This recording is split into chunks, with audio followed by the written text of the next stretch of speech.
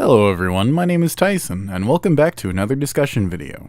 Today I was inspired by Caddicarus' video about his history with Crash Bandicoot, and since I had been tooling around with the idea and just wasn't sure what people would think, with that being said, I've now decided to go ahead and discuss how I came to find the Metal Gear Solid series. It's a weird story, so let's get on with it. Spoilers alright, okay, nice.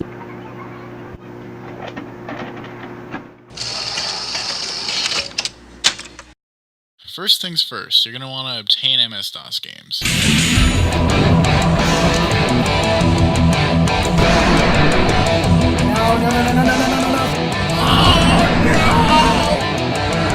Let's get to the real meat and potatoes.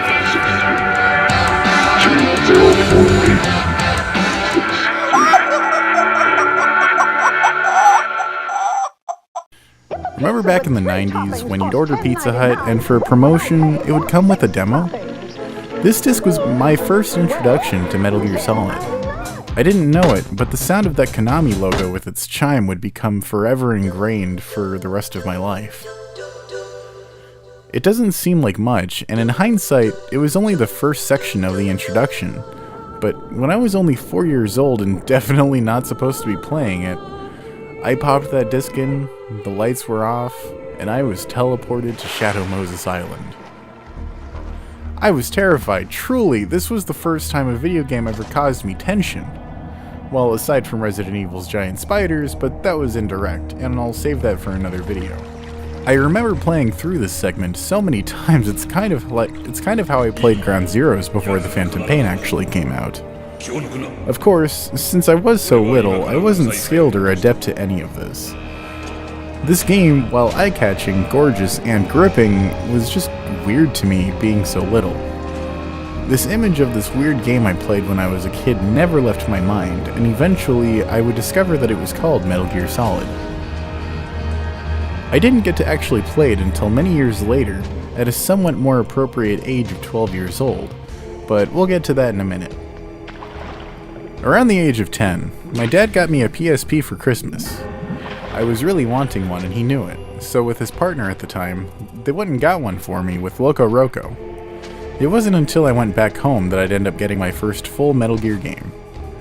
It didn't catch my attention, however, and you can probably guess why. It was actually Metal Gear Acid, the card turn-based strategy game. I was wanting stealth action, not stealth tactics. This was a major disappointment. Note, I do want to play through it, it's just not a priority since it's not canon. Want to know what really called my attention to Metal Gear Solid as a kid before I first got into a full version? Super Smash Bros. Brawl. Yes, my first true introduction to Metal Gear Solid was through Super Smash Bros., a series that I've been playing since I was about 7 or 8 when my dad got me my copy of the original. So logically, with each iteration being better, I had to play Brawl. When I finally did get to play it, with one of my childhood friends of course, we unlocked all of the characters just like we did in Melee, and when we unlocked Solid Snake, I was ecstatic. I knew just who this guy was, and I longed to play a game with him in it. Ultimately, Snake became my main, and my obsession was birthed. I didn't have a PS2 for a while because my original fat PS2's laser burned out, and my slim PS2 was broken by a guy who was living with my family at the time, which happened to be when I was rediscovering Metal Gear Solid. What I had available to me was a GameCube and an original Xbox. Perusing through a local game store, I ended up coming across a copy of Metal Gear Solid 2, Substance, for the original Xbox. And this fucking game doesn't get enough love, I tell you. It's perhaps in the top 3 of Kojima's most ambitious and intelligent Metal Gear Solid titles in the whole series for me. I do, however, have an anecdote to share with you all that I think you'll find rather amusing. I was playing through the game. It was late at night, probably close to the witching hour. No more questions. Within the darkness, the glow of the CRT and the buzz of the electricity filled the room. I finally got to the last part of the game, Arsenal Gear, after many hours of trying to figure out the different puzzles. And what happens? You find out that the Colonel and Rose, who have been with you the whole mission, have been corrupted by the virus. But it doesn't blatantly tell you this at first. Raiden, turn the game console off right now. What did you say? The mission is a failure. cut the power right now. What's wrong with you? Don't worry, it's a game. It's a game just like usual. You'll ruin your eyes playing so close to the TV. What are you talking about? Raiden, something happened to me last Thursday when I was driving home. I had a couple of miles to go. I looked up and saw a glowing orange object in the sky, to the east. It was moving very irregularly. Suddenly, there was intense light all around me, and when I came to, I was home. What do you think happened to me? Huh? Fine. Forget it. What it does instead is freak you the fuck out by breaking the fourth wall, telling you to turn the game console off right now, right, and you'll hurt your eyes playing so close to the screen. Long story short, I, being a superstitious teen, thought my Xbox was haunted. What made it funnier was another childhood friend of mine assumed that it was a troll who modded Metal Gear Solid 2 and returned it to the store, just to fuck with whoever ended up getting it. It of course didn't take long to find out that it was entirely intentional. I just find it funny that my brain half my current lifespan ago thought that my Xbox was actually haunted. So, what did I do from here? Well, I knew I wanted more, and that was satisfied when I got into high school. One of my classmates had a copy of Metal Gear Solid: The Twin Snakes for GameCube, and that being one of my only available consoles, I hopped on the opportunity. You probably disagree, but I still prefer Twin Snakes over the original in the gameplay department any day of the week, simply because they moved it into the Metal Gear Solid 2 engine, and as a result added a lot of the gameplay enhancements that the game did. I agree that the cutscenes are goofy, and you may hate that, but I actually love it. I read someone's headcanon that I subscribe to as well, that Metal Gear Solid 1 on the PS1 was the real set of events of Shadow Moses, whereas Twin Snakes was the Hollywood retelling that was unfortunately directed by Michael Bay. That last part wasn't in there as far as Michael Bay was concerned, but you get the point as far as the over-the-top nature of everything. Moving right along, I ended up making friends with a guy from my band class at the end of freshman year, and we hung out all summer and became really close friends. That's a complicated story overall, but I'll cut to the point. He also loved the Metal Gear Solid series, so he convinced his dad to buy Metal Gear Solid 3 Subsistence. After the end of World War II, the world was split into two, East and West. This marked the beginning of the era called the Cold War. Honestly, this was one of the best games to replay over and over, simply because of the second disc's extra content. It made it a lot more fulfilling.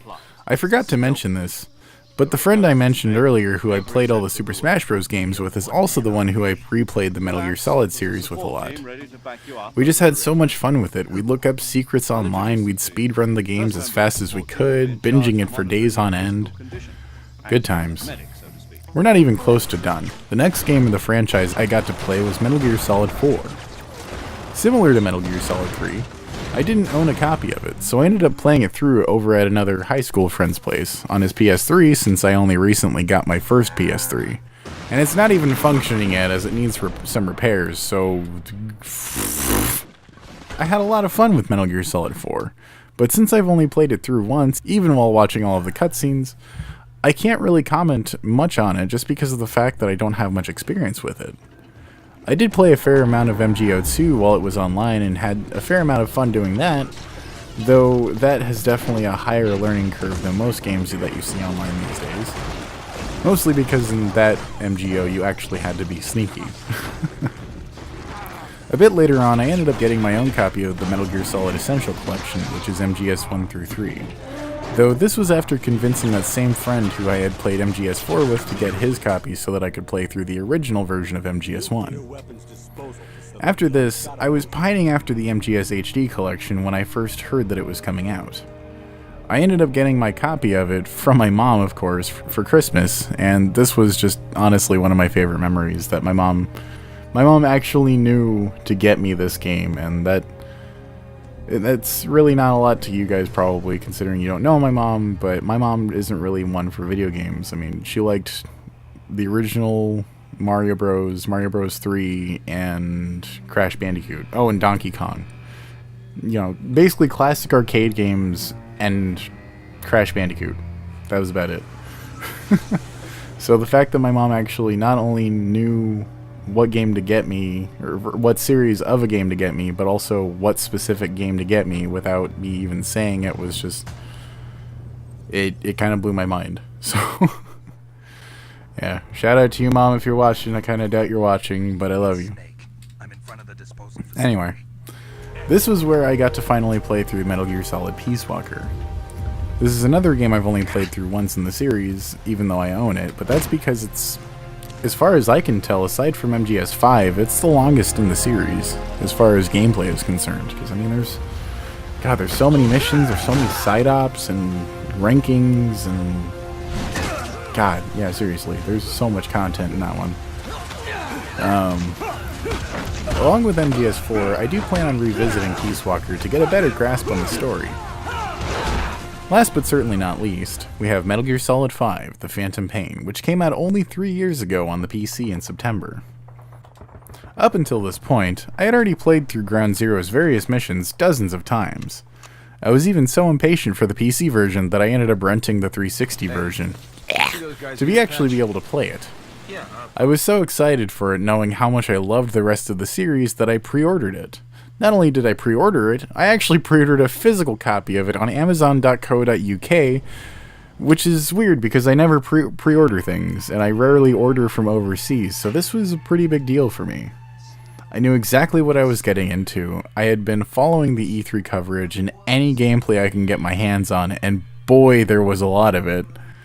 When I finally got the game, I was ecstatic. The intro was just surreal, if a bit drawn out, and I just fell in love with it the more I played. To this day, MGS 5 is still my favorite Metal Gear game for its gameplay alone.